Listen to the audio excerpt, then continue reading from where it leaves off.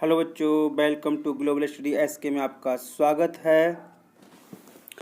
आज ninth class chapter जो चल रहा है, फर्स्ट चैप्टर जो पढ़ा रहे हैं हम, उसका पहला लेक्चर हम अपलोड कर चुके हैं। उसका लिंक आपको डिस्क्रिप्शन बॉक्स में दे दिया जाएगा। और ये दूसरा लेक्चर करने वाले हैं, तो हमने इसमें पढ़ा दिया था। देखते हैं पूरा चैप्टर। एनसीईआरटी शुरुआत की है, बहुत ही आसानी तरीके से पढ़ रहे हैं। आज पढ़ेंगे जो ना वो अवस्थाएं पढ़ेंगे, ठीक है। पदार्थ की अवस्थाएं दूसरे लेक्चर में हम शुरुआत करेंगे कि पदार्थ की अवस्थाएं क्या क्या होती हैं, वहाँ से शुरुआत करेंगे। तो हम देखते हैं पदार्थ की अवस्थाएं। तो यह है पदार्थ की अवस्थाएं क्या होती हैं। तीन अवस्थाएं होती हैं, ठोस होती है, द्रव होती है और gas. Solid, liquid and gas, तीन अवस्थाएं होती हैं। और तीन अवस्था के बारे में हम देखते हैं क्या है, ठीक है। अपने आसपास के पदार्थों को ध्यान से आप देखें। ये बहुत ही प्रैक्टिकली, साइंस वैसे भी प्रैक्टिकली होती है। आप अपने आसपास के अगर पदार्थ, आप घर में बैठे हुए हैं तो आप देखेंगे अपने आसपास कितने प्रकार के हम पाते हैं कि पदार्थ अपने तीन रूप में होते हैं, ठोस, द्रव और गैस। जो पदार्थ होंगे वो ठोस रूप में होंगे, और द्रव और गैस। द्रव तो तरल रूप में पानी की तरह होंगे, जैसे कि तेल है और चीज़ें हैं, ठीक है। पदार्थ की ये अवस्थाएं उसके कणों के विभिन्न विशेषताओं के कारण होती है। जो कण जिससे बनी होती है, क्योंकि हमने आपने देखा पदार्थ किससे बने होते हैं। फर्स्ट लेक्चर में देखा पदार्थ कणों से मिलकर बने होते हैं, सूक्ष्म कणों से मिलकर। अब हम पदार्थ के तीन अवस्थाओं के गुणों के विस्तार से अध्ययन करेंगे। सॉरी। आइए देखते हैं ठोस अवस्था के बारे में। दिया क्या है, दिया गया तो देखते हैं आप। निम्न वस्तुओं को एकत्र करें। पेन है, किताब है, सुई, लकड़ी, ये सब क्या है, ठोस हो गई, ठीक है। तो अब देखते हैं, तो प्रैक्टिकली में ये देखते हैं, इन वस्तु को हमने इकट्ठे किया। क्या देखते हैं कि इन वस्तु के चारों ओर पेंसिल घुमाकर इनके आकार को रेखांकित कीजिए। सभी निश्चित आकार स्पष्ट है ना। पेंसिल सबके निश्चित आकार, हथौड़े मारकर इन्हें खींचने पर, गिराने पर क्या होता है, तो ये टूट जाएंगे। क्या इनका एक दूसरे में विचरण होता है, संभव नहीं है। बल लगाकर उनको मृत, तो हम ये करके देखते हैं। तो ठोस चीज़ें ऐसा कुछ नहीं करती हैं। आप पढ़ते हैं, इनको विस्तार से देखते हैं क्या है। आप अपने घर पे कर सकते हैं, चीज़ें देख सकते हैं घर पे, आप कोई इसमें विशेष चीज़ नहीं है। आप घर में जब आप देखेंगे तो आपको ये सब चीज़ें समझ में आएंगी। तो क्या है, उपरोक्त सभी उदाहरण ठोस के हैं। जो हमने दिया, पेन, पेंसिल, किताब है ना, गिलास, ये सब क्या ठोस है। हम देख सकते हैं कि इन सभी को एक निश्चित आकार है। गिलास का अपना एक निश्चित आकार होता है, पेंसिल का अपना निश्चित आकार होता है, ठीक है। स्पष्ट सीमा तथा स्थिर आयतन, यानी कि आयतन, वॉल्यूम। नगण्य संपीड़ता, यानी बहुत कम, ये दबेंगे नहीं। अगर आप दबाओगे तो नहीं। अब आप कुछ लोग सोच रहे होंगे बच्चे कि सर गिलास को दबाएंगे तो वो दबा जाता है। नहीं नहीं, वो बेटा दबना, ये इसे आकार में, जैसे पेंसिल आप दबाओ तो वो दबना, वो नगण्य एकदम बहुत ज़्यादा नहीं दबेगा, वो अलग चीज़ होती है। बाह्य बल लगाने पर भी ठोस अपने आकार में आकार को बनाए रखते हैं। जो आकार होता है उसी आकार में रहते हैं। अगर आप बाहर से बल लगने पर ठोस टूट सकते हैं, लेकिन इनका आकार नहीं बदलता। अगर आप ज़्यादा बल लगाओगे तो ठोस जो है टूट जाएंगे, इनका आकार नहीं बदलता, इसलिए ये दृढ़ होते हैं। निम्नलिखित को विचार कीजिए। क्या है, देखते हैं नीचे। ABC 3 पॉइंट दिए गए हैं, देखते क्या है। हाँ, रबर बैंड को क्या माना जाए।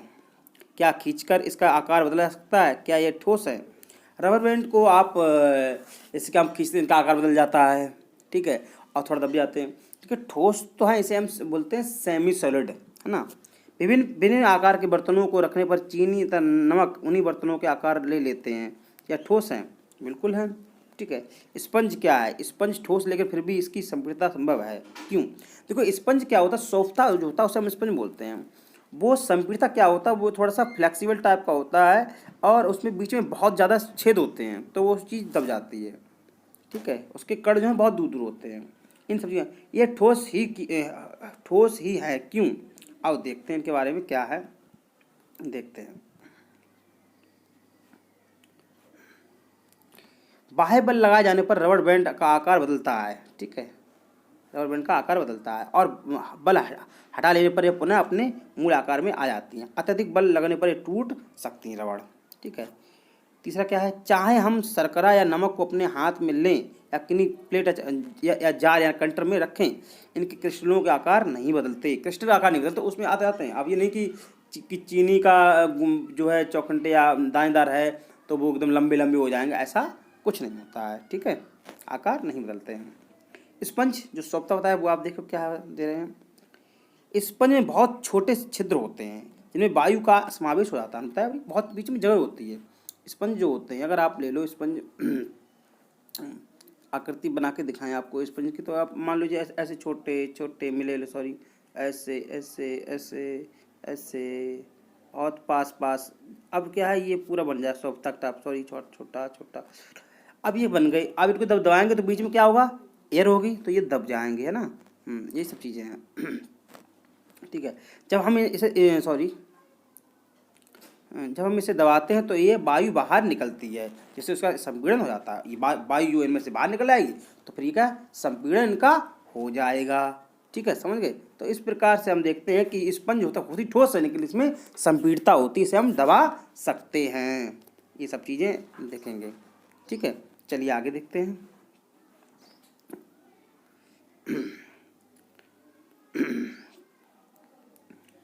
अब हम बात करते हैं द्रव अवस्था के बारे में। द्रव जो चीज़ हाँ, द्रव क्या होता है, वह चीज़ जैसे कि जो मतलब तरल जो जिसमें जो बहती हो, जैसे कि पानी है, ऑयल है, ऐसी द्रव चीज़ें बोलते हैं, इन्हें लिक्विड बोलते हैं। क्या बोलते हैं, लिक्विड होते हैं। तो पहले इनके हम उसके प्रैक्टिकल जो क्रियाकलाप दिया गया है उसको हम देखते हैं पहले ध्यान से क्या है, फिर इनके बारे में हम जानेंगे। सॉरी, तो क्रियाकलाप क्या है इनका ये देखते हैं।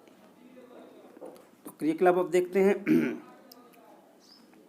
इन वस्तु को एकत्र करें। हमने जल लिया, वाटर, खाना, पकाने का तेल हमने लिया, दूध लिया, जूस लिया, शीतल पेय लिया, ये सब क्या, सब तरल चीज़ें हैं, सब द्रव हैं।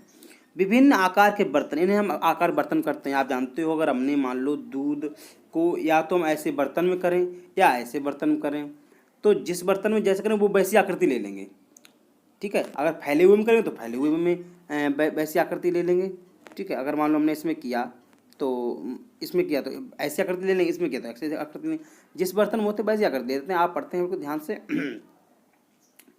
ठीक है। तो हमने क्या, जल लिया, खाना लिया, खाना पकाने का तेल लिया, सॉरी, दूध, जूस, इसी तरह। विभिन्न आकार के बर्तन, प्रयोगशाला के एक मापन सिलेंडर की सहायता से इन बर्तनों में 500 ml पर निशान लगा लेते हैं। सब में 500 ml पर निशान लगा लेते हैं, कोई है अलग अलग है सबका, 500 ml पर निशान। इन द्रवों को फर्श पर डाल देने पर क्या होगा। आप जानते हैं, अगर हम ये द्रवों को फर्श पर डालेंगे तो ये बहने लगते हैं, जहाँ पर नीचा होगा ऊंचे से नीचे तरफ बहने लगते हैं। अब हम इसके साथ पढ़ते हैं, फिर आगे हम देखते हैं क्या क्या होगा, ठीक है। बहुत ध्यान से पढ़िएगा। किसी एक द्रव का 500 ml मापन विभिन्न बर्तनों में क्रमशः एक एक करके डालें, है ना। अलग अलग आकार के बर्तन है, कोई लंबे आकार का है, कोई नोक वाला है, कोई कीप आकार का है। क्या प्रत्येक बार आयतन एक समान रहता है, क्या द्रव का आकार एक समान रहता है, द्रव को एक बर्तन से दूसरे बर्तन में उड़ने पर क्या यह आसानी से बहता है। तो इन सब चीज़ों के बारे में हम क्रियाकलाप पढ़ते हैं, देखते हैं क्या हमने जाना इसमें।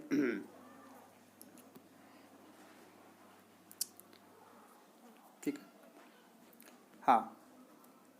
तो प्रेक्षण से हम पाते हैं कि द्रव का आकार नहीं है लेकिन आयतन निश्चित होता है। कोई भी द्रव है, अगर आप लंबे लंबे ऐसे चौखंटे बर्तन करेंगे तो ऐसा हो जाएगा, और कोई ऐसे बीकर इसमें करेंगे, कोई द्रव भरेंगे तो इसमें ऐसे भरेंगे तो ऐसा हो जाएगा, इसमें भरेंगे तो ऐसा लंबा लंबा।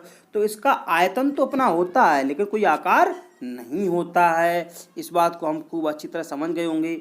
इनका अपना आयतन तो होगा लेकिन आकार नहीं होगा, ठीक है। और क्या देखते हैं, निश्चित होता है लेकिन आयतन निश्चित होता है। जिस बर्तन में इन्हें रखा जाए तो ये उसी आकार ले लेते हैं। जिस बर्तन में लंबे आकार हो तो लंबे आकार ले लेते। द्रवों में बहाव होता है, क्या बहते हैं, इनका आकार बदलता है, इसलिए इन्हें दृढ़ नहीं लेकिन तरल होते हैं। ये दृढ़ नहीं होते हैं, है ना, बहते हैं ये, ठीक है। क्रियाकलाप 1.4 1.5 के संदर्भ में हमने देखा कि ठोस और द्रव का मिश्रण संदर्भों में संभव है। ठीक है, इसमें विसरण होता है। वातावरण की गैसें विसरित होकर जल में घुल जाती हैं। गैसें विशेषतः ऑक्सीजन और कार्बन डाइऑक्साइड जलीय जंतुओं तथा पौधों के लिए अनिवार्य होती हैं। ठीक है, सभी जीवधारी अपने अपने जीवन निर्वाह के लिए, सभी जीवधारी जो होते हैं अपने जीवन यापन करने के लिए श्वास लेते हैं। जलीय जंतु जल में घुली ऑक्सीजन के कारण श्वास लेते हैं।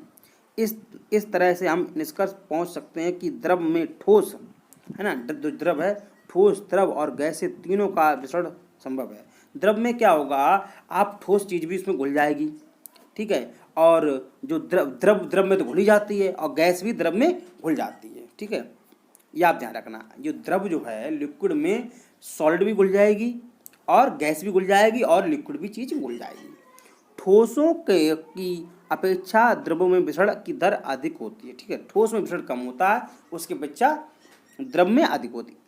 ऐसा इसलिए क्योंकि द्रव अवस्था में पदार्थ के कण स्वतंत्र रूप से गति करते रहते हैं द्रव में, और ठोस की अपेक्षा द्रव के कणों की रिक्त स्थान अधिक होता है। देखो, ठोस में रिक्त स्थान कम होता है और द्रव में उसकी अपेक्षा, ये नहीं और भी होते हैं। मान लो अगर ठोस में इतने पास हैं, थोड़े से ऐसे लगाओ, इतने पास हैं, इतने पास हैं, लेकिन अगर आप द्रव में देखेंगे तो ये इतने दूर दूर होंगे।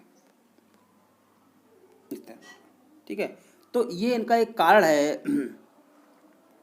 तो कारण है कि ये इतने दूर दूर हैं, इतने पास पास हैं, तो इनमें विसरण जो द्रव जो होगा, ये द्रव जो होगा इसमें विसरण की है ना वो ज़्यादा होगा और इसमें विसरण कम होगा। ठीक है, इसमें कम विसरण होगा, इसमें ज़्यादा होगा। ये द्रव है तो इसमें विसरण दर ज़्यादा होती है। ठीक है, राधे राधे। ठोस के अपेक्षा द्रव के कणों में रिक्त स्थान अधिक होता है। ठीक है, चलो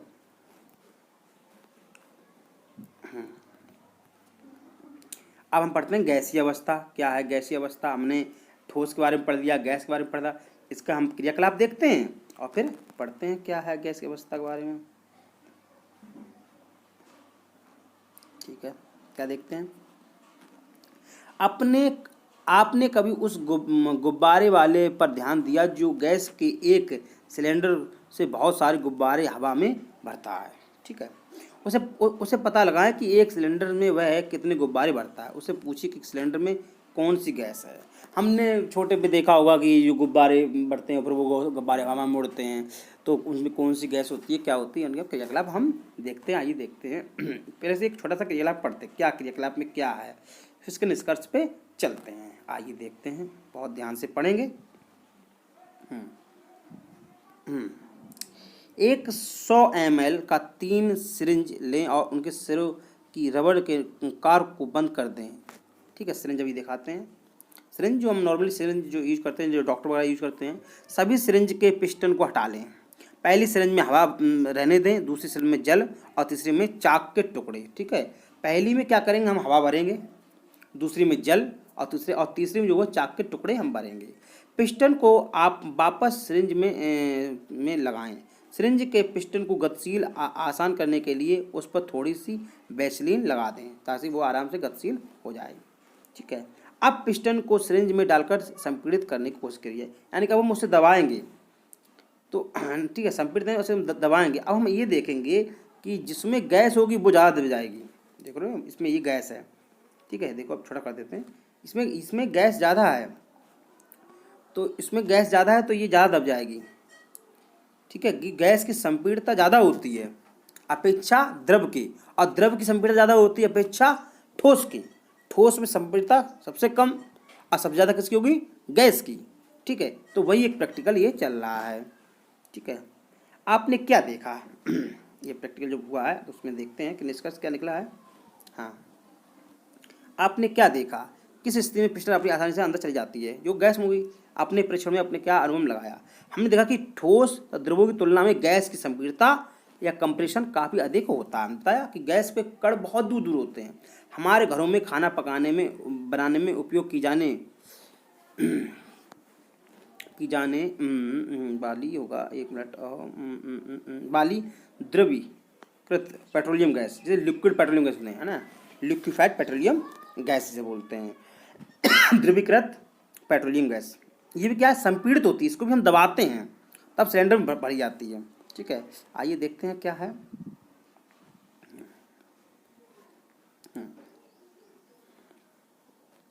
वाली द्रवीकृत पेट्रोलियम गैस अस्पतालों में दी जाने वाली ऑक्सीजन सिलेंडर में संपीड़ित गैस होती है। अब जो ऑक्सीजन गैस भरी होती है सिलेंडरों में, ये एकदम गैस की तरह नहीं होती, ये बहुत दबाव के साथ भरी होती है। अगर आप देखेंगे तो टन टन ये लिक्विड की तरह बजेगी, यानी ऐसा लगेगा कि इसमें अंदर कोई द्रव भरा हुआ है, लेकिन जब बाहर गिरती तो गैस के ऊपर गिरती, बहुत ज़्यादा दबाव के साथ, बहुत ज़्यादा प्रेशर के साथ भर जाती है। आजकल वाहनों में ईंधन के रूप में भी संपीड़ित प्राकृतिक गैस CNG का यूज होता है ना, का उपयोग होता है। संपीड़ित काफ़ी अधिक होने के कारण गैस के अत्यधिक आयतन को एक कम आयतन वाले सिलेंडर में संपीड़ित किया जाता है और यह आसानी से एक स्थान से दूसरे स्थान पर ले जा सकता है। ठीक है, संपीड़ित मतलब उसे दबा के ज़्यादा चीज़ को कम जगह में कर देना। ठीक है, हमारी नाक तक पहुंचने वाली गंध से बिना रसोई में प्रवेश किए ही हम जान सकते हैं कि क्या पकाया जा रहा है ना। जैसे कि किचन में क्या बन रहा है और हम बता देते अच्छा पकौड़ी तली जा रही हैं, तो ये क्या होता है कि हमें वो स्मेल आती है, तो ये क्या हवा के द्वारा आती है, जो गैस होती है वो उड़ती है, उसकी क्या है बहुत जल्दी जो गतिमान होती है। ये गंध हम तक कैसे पहुंचती है, खाने की गंध के कण वायु में मिल जाते हैं ना, जो कण होते हैं वायु में मिल जाते हैं और रसोई से फैलकर हम तक पहुंच जाते हैं। ये गंध के कण दूर भी जा सकते हैं। पके हुए गर्म खाने की महक हमारे पास तक कुछ ही क्षणों में पहुंच जाती है। इसे हम लोग देखते हैं, प्रैक्टिकली चीज़ें, इसमें कुछ नया नहीं है। इसकी तुलना ठोस एवं द्रव के विसर्जन से करें तो हम देखते हैं कि ठोस में विसर्जन बहुत ही कम होता है और द्रव में थोड़ा अधिक, लेकिन गैस में विसर्जन जो होता है वो अत्यधिक होता है, अधिक नहीं अत्यधिक, बहुत ज़्यादा होता है। ठीक है, तो देखते क्या है करें। तो कणों की तेज गति और अत्यधिक रिक्त स्थानों के कारण गैसों का अन्य गैसों के विसर्जन बहुत तीव्रता से होता है। तो गैसों में जो होता है वो विसर्जन बहुत तीव्रता से होता है। ठीक है, तो देखते हैं देखो ठोस के कण कितने पास हैं, ये सब चित्र में दिया गया, आप बहुत ही आसानी से देखें और समझें। आप देख सकते हैं ये है ठोस का, ठीक है, ये है ठोस का ये ठोस का है,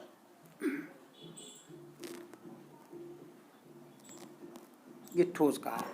ठीक है,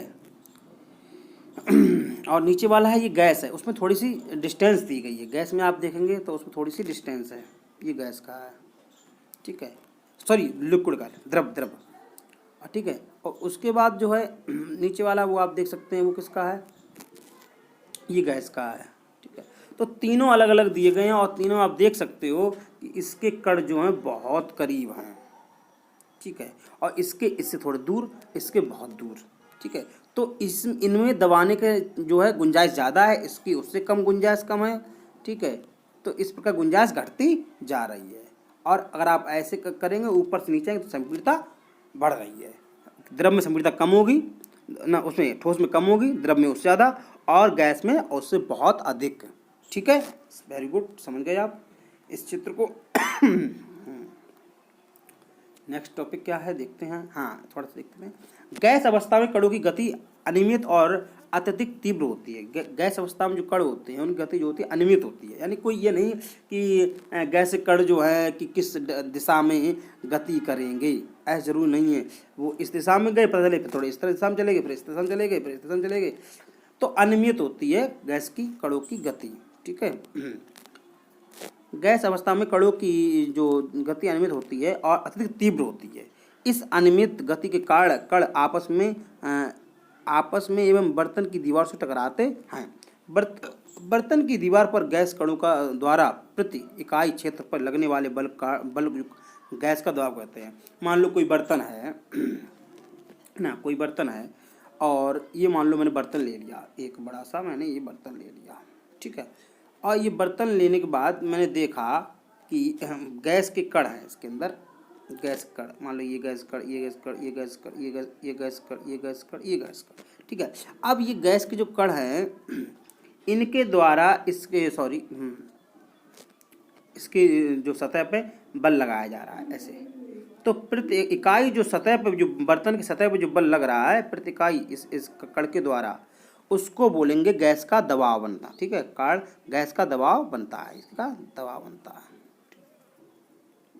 ठीक है, ऐसे ऐसे इसके द्वारा जो बल लग रहा होगा। ठीक है, चलो वेरी गुड, समझ गए होंगे। पदार्थ, क्या पदार्थ अपनी अवस्था को बदल सकते हैं? हाँ बिल्कुल बदल सकते हैं। हमने देखा है कि वाटर जो पानी जो होता है वो हमने बहुत आसान तरीका है कि पानी हवा में उड़ जाता है, भाप बन के उड़ जाता है। और पानी को हम जब बहुत ज़्यादा टेम्परेचर कम कर देते हैं पानी का तो वो बर्फ़ बन जाता है, यानी ठोस हो जाता है। और उसका नॉर्मल कर देते हैं तो कैसा हो जाता है, तो वो जो है तरल रूप में हो जाता है, पानी तरह हो जाता है। और ज़्यादा हीट कर दें तो फिर वो भाप बन जाता है। तो अलग अलग दिशा में आता है। देख लेते हैं क्या है, क्या पढ़ते हैं, देखते हैं क्या है। बहुत ही बढ़िया वो है, आप बहुत आसानी से समझें। अपने प्रेक्षण से हम जानते हैं कि जल पदार्थ की 3 अवस्था में रह सकता है। ठीक है, क्या है देखते हैं।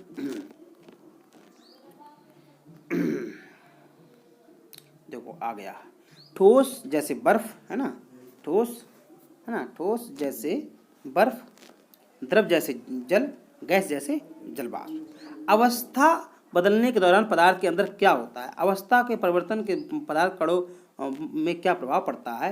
क्या हम इन प्रश्नों को उत्तर नहीं खोज सकते हैं? बिल्कुल, कण जो है करीब आ जाते हैं। जब टेम्परेचर कम होता है तो आपस में कण करीब आ जाते हैं।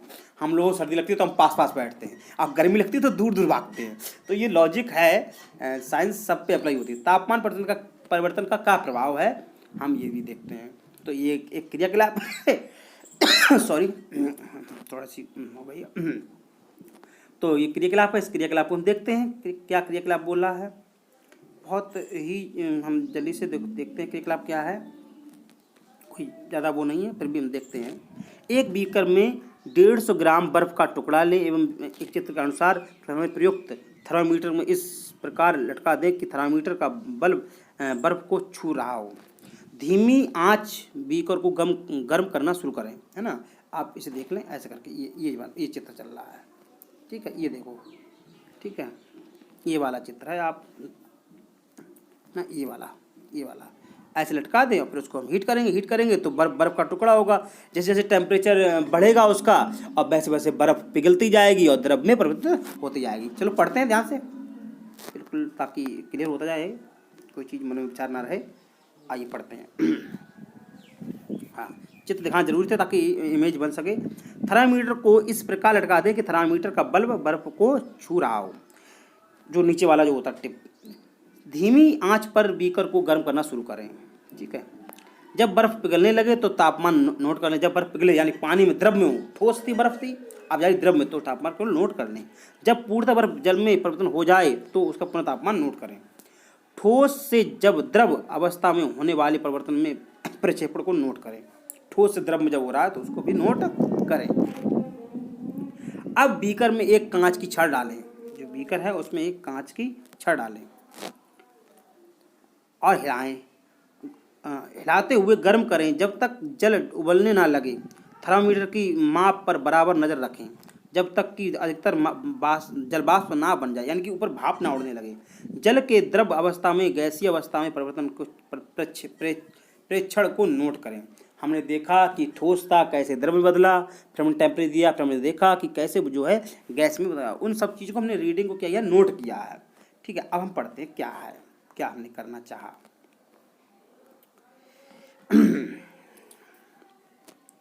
ठोस के तापमान को बढ़ाने पर उसके कणों की गतिज ऊर्जा बढ़ जाती है ना। आप जैसे बढ़ाएं तो गतिज ऊर्जा क्या होगी, उसकी बढ़ जाएगी तापमान बढ़ाने। गतिज ऊर्जा में वृद्धि होने के कारण कण अधिक तेजी से कंपन करने लगते हैं। ऊष्मा के द्वारा प्रदत्त की गई ऊर्जा कणों के बीच के आकर्षण बल को पार कर लेती है ना। उसको आकर्षण बल है, उसको छोड़ के वो अपने गति करने लगते हैं। इस कारण अपने नियमित स्थान को छोड़कर अधिक स्वतंत्र होकर गति करने लगते हैं। कौन? कण। किसके? वाटर के, पानी के, जो बर्फ के रूप में थे। एक अवस्था ऐसी आती जब ठोस पिघलकर द्रव में परिवर्तन हो जाती है, जिस ठीक है ऊपर देखते हैं, हाँ नीचे होगा, हाँ, जिससे न्यूनतम तापमान पर ठोस पिघलकर द्रव बन जाता है ना। न्यूनतम तापमान होता उसमें जो है ठोस जो है पिघल के द्रव बन जाता है, तो बन जाता है। इसका गलनांक कहलाता है। जो गलनांक जो गल जाता है उसे क्या कहते हैं? गलनांक कहते हैं।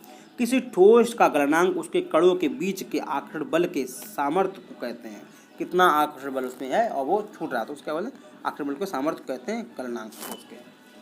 बर्फ का गलनांक 273.15 केल्विन है। गलने की प्रक्रिया यानी ठोस से द्रव अवस्था में परिवर्तन को संगलन कहते हैं। संगलन कहते हैं, गलने की प्रक्रिया संगलन कहते हैं। ठीक है, इस प्रकार हमने ये देखा।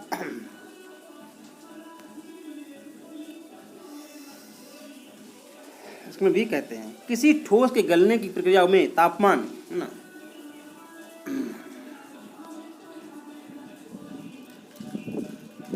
किसी ठोस में गलने की प्रक्रिया में तापमान समान रहता है, ऐसे में ऊष्मीय ऊर्जा कहाँ जाती है, इसे हम देखते हैं। कहाँ जाती है ऊष्मीय ऊर्जा, देखते हैं। गलने के प्रयोग की प्रक्रिया के दौरान आपने ध्यान दिया होगा गलनांक पर पहुंचने के बाद जब तक संपूर्ण बर्फ पिघल नहीं जाती तापमान नहीं बदलता। अरे पूरी बर्फ नहीं पिघलती, तापमान नहीं बदलेगा। बीकर को ऊष्मा प्रदान करने के बावजूद भी ऐसा ही होता है। कणों के पारस्परिक आकर्षण के बल को वशीभूत करके पदार्थ की अवस्था को बदलने में इस ऊष्मा का उपयोग किया जाता है ना। ये ऊष्मा जो है ना, जैसे कि जो हम ऊष्मा से दे रहे हैं, जो ठोस था उन कणों को वो ऊष्मा मिल रही है, वो ही तरल में बदल रहे हैं।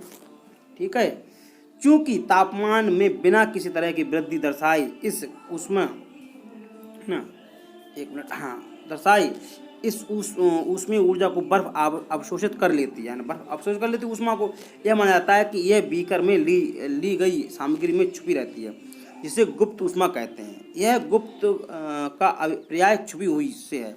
वायुमंडलीय दाब पर 1 किलोग्राम ठोस को उसके गलनांक पर द्रव में बदलने के लिए जितनी ऊष्मीय ऊर्जा का आवश्यकता होती है उसे संगलन की प्रसुप्त ऊष्मा कहते हैं ना। ऐसी मतलब छुपी हुई ऊष्मा, अर्थात 0 सेल्सियस, जिसे हम 273 केल्विन बोलते हैं, पर जल के कणों को ऊर्जा तापमान पर बर्फ के कणों की ऊर्जा से अत्यधिक होती है। ठीक है, जब हम जल में ऊष्मीय ऊर्जा देते हैं तो कण अधिक तेजी से गति करने लगते हैं। हमने क्या किया, जल में हमने ऊष्मीय ऊर्जा दी तो जो कण होंगे ना वो अधिक तेजी से गति करने लगेंगे। एक निश्चित तापमान पर पहुंच कणों में इतनी गति आ जाती है कि वे परस्पर आकर्षण बल को तोड़कर स्वतंत्र हो जाते हैं और इस तापमान पर द्रव गैस में बदलने लगता है और भोजन उड़ने लगता है, उबलने लगता है, पानी उबलने लगता है। क्यों? उसमें इतनी ऊर्जा दे दी जाती है, कण टूट के अपने आप उछलने लगते हैं। ठीक है,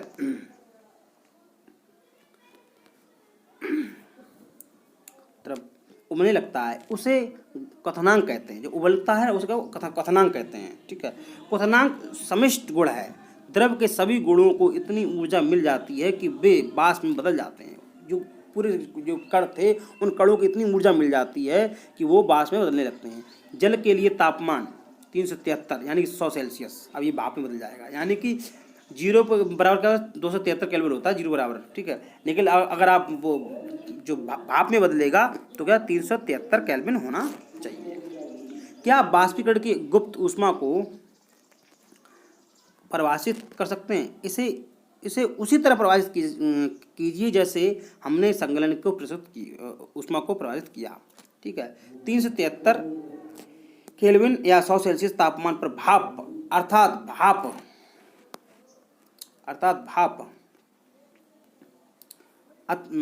भाप के कणों में उसी तापमान पर पानी के कणों की भाप के कणों में उसी तापमान पर पानी के कणों का अपेक्षा अधिक ऊर्जा होती है। ऐसा इसलिए क्योंकि भाप के कणों ने बाष्पीकरण की गुप्त ऊष्मा के रूप में अतिरिक्त ऊष्मा अवशोषित कर ली होती है, तभी तो भाप में हो जाते हैं। जब अधिक ऊष्मा अवशोषित कर लेते हैं तभी वो कन्वर्ट हो जाते हैं किसमें, भाप में। देखते हैं ये हम चित्र के माध्यम से क्या देखते हैं कि ठोस था, ठोस को हमने क्या किया, ऊष्मा दी और वो द्रव में। ठीक है, और फिर ऊष्मा फिर दोबारा दी, गैस में हो गए। अब गैस को शीतलता दी, फिर ये हो गया द्रव में, और द्रव को शीतलता दी, फिर क्या है ठोस में। ये एक चित्र है। अतः हम यह कह सकते हैं कि तापमान बदलकर हम पदार्थ को एक अवस्था से दूसरी अवस्था में ले जा सकते हैं। ठीक है, तापमान बढ़ाएंगे तो वो चीज़ द्रव में जाएगी या गैस में जाएगी, घटाएंगे तो जो है गैस से द्रव में आएगी और ठोस में जाएगी। ठीक है, हमने सीखा कि गर्म करने में पदार्थ की अवस्था बदल जाती है। गर्म होने पर ये ठोस से द्रव और द्रव से गैस बन जाती है। लेकिन कुछ पदार्थ जो द्रव अवस्था में परिवर्तित हुए बिना ठोस अवस्था से सीधे गैस अवस्था में वापस ठोस में बदल जाते हैं। ठीक है, ये कपूर वगैरह, कपूर को हम गर्म करते क्या, कपूर सीधा गल के एकदम भाप में चला जाता है। कपूर, थोड़ा सा कपूर या अमोनियम क्लोराइड लें और उसे चूड़ करके चीनी को प्याली में डाल दें। एक कीप से के उल्टा करके हम प्याली को ऊपर रख दें। इस कीप के सिरे को हम ये एक प्रैक्टिकल है, ये डायरेक्ट हो जाता है। देख रहे हैं हम इसको, बाष्प अमोनिया सीधे डायरेक्ट ऊपर जा रही है, यानी कि हम ठोस से सीधे भाप में कन्वर्ट होती है। ये एक अलग प्रैक्टिकल है। ठीक है, ठीक है, रुई का टुकड़ा हमने ऊपर लगा दिया और ठोस टुकड़ा, ये सब चीज़ हमने लगा दी है। बहुत ही अमोनियम क्लोराइड का और उसका देखते हैं। ये देखिए आप पिस्टन के कड़ों के रूप में हम आप देख सकते हैं। कितना चैप्टर और है, हाँ इतना ही है, एक पेज और देखते हैं बस, फिर छुट्टी आप लोगों की। ठीक है, गीले कपड़े सूख जाते हैं, ये सब प्रैक्टिकल हम देखते हैं क्या है, देखते क्या है। गीले कपड़े सूख जाते हैं, इन दोनों उदाहरणों में से जल का क्या हुआ। हम जानते हैं कि पदार्थ के कण हमेशा गतिशील होते हैं और कभी रुकते नहीं। एक निश्चित तापमान पर गैस, द्रव, ठोस कणों में विभिन्न मात्रा में गति ऊर्जा होती है। ये हम सब चीज पढ़ चुके हैं कि अलग अलग गति ऊर्जा होती है। द्रव में सतह पर स्थित कणों के कुछ अंशों में इतनी गति ऊर्जा होती है कि वे दूसरे कणों के आकर्षण कर बल में मुक्त हो जाते हैं। क्वथनांक से कम तापमान पर द्रव के बाष्प में परिवर्तन होने की इस क्रिया को बाष्पीकरण कहते हैं। बाष्पीकरण बाष्पीकरण इस क्रिया को कहते हैं। क्वथनांक से, देखो क्वथनांक से कम तापमान पर द्रव के बाष्प में परिवर्तन है ना, द्रव को जो है ना बाष्प में परिवर्तन हो जाता है। जो द्रव जो है क्वथनांक से कम क्रिया में जो है द्रव से बाष्प में जो होता है उसको कहते हैं बाष्पीकरण। ठीक है, बाष्पीकरण को प्रभावित करने वाले कारक, तो साहब आज ये देखते हैं क्या है। हम सीधे चलते हैं, क्या सतह क्षेत्र बढ़ने पर हम ये देखते हैं कौन कौन से हैं। आप किसी चीज़ के क्षेत्र बढ़ा देंगे तो बाष्पीकरण अधिक होगा। जैसे आप एक गिलास में कम और एक बहुत बड़े बर्तन में आप रखते हैं, बहुत बड़े ट्रे में, तो वो जल्दी भाप बनेगा। हम जानते हैं कि बाष्पीकरण एक ऐसी सतह प्रक्रिया जो सतह क्षेत्र बढ़ने पर बाष्पीकरण की दर बढ़ जाती है। आप सतह बढ़ाएंगे तो बढ़े, जैसे कपड़े सुखाने के लिए हम उन्हें फैला देते हैं तो ये क्या बाष्पीकरण अधिक तेजी से होगा। ठीक है, तापमान में वृद्धि, तापमान बढ़ाने पर भी बाष्पीकरण तेज होगा। ठीक है, तो जिससे वो बाष्पीकरण हो जाते हैं।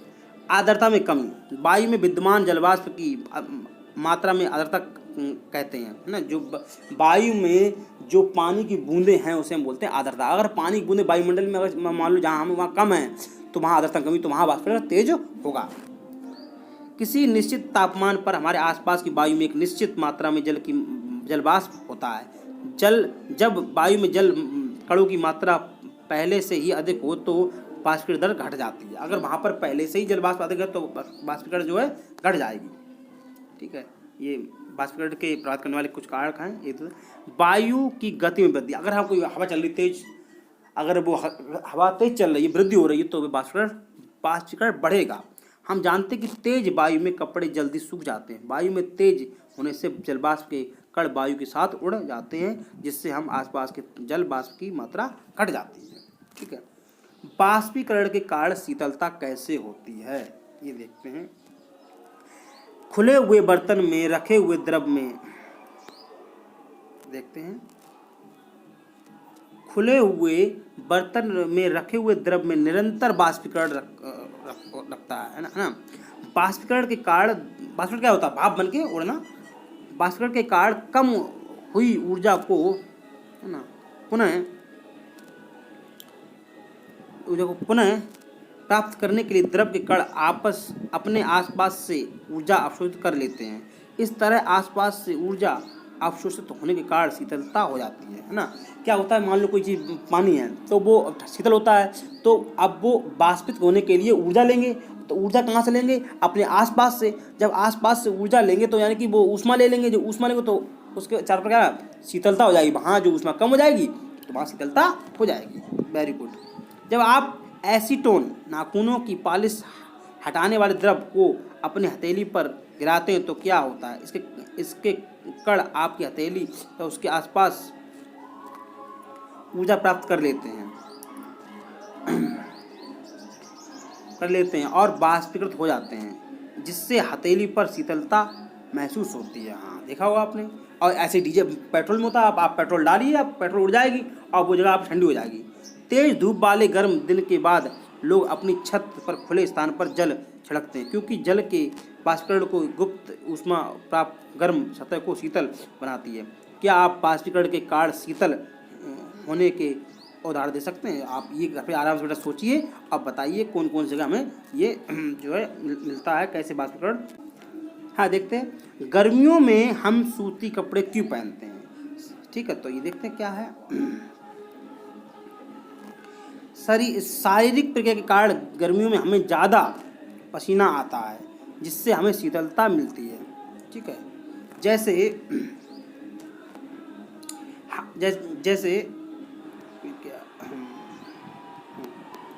कि हम जानते हैं कि बाष्पीकरण के दौरान द्रव की सतह के कण हमारे शरीर एवं आसपास से ऊर्जा प्राप्त करके वाष्प में बदल जाते हैं। ठीक है, तो बदल जाते हैं।